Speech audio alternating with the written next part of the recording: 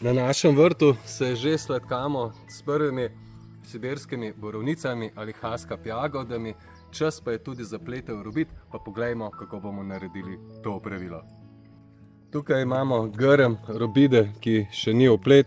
V spodnjem delu je izrašča množico mladih poganjkov. Take je treba odstraniti. To je rodni les za to leto. Tukaj spodaj ne rabimo kakšnih poganjkov. V tem delu pa že izraščajo prvi, ki bodo nosilci rodnega lesa. Poglejmo, tukaj smo pustili dva brsta in iz enega in iz drugega izrašča nov les, ki bo tudi v tem letu rodil.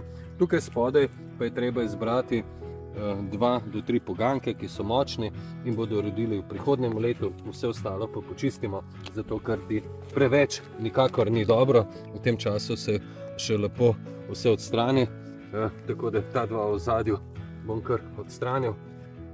Pustil pa bom enega tukaj in tudi tega drugega odstranim.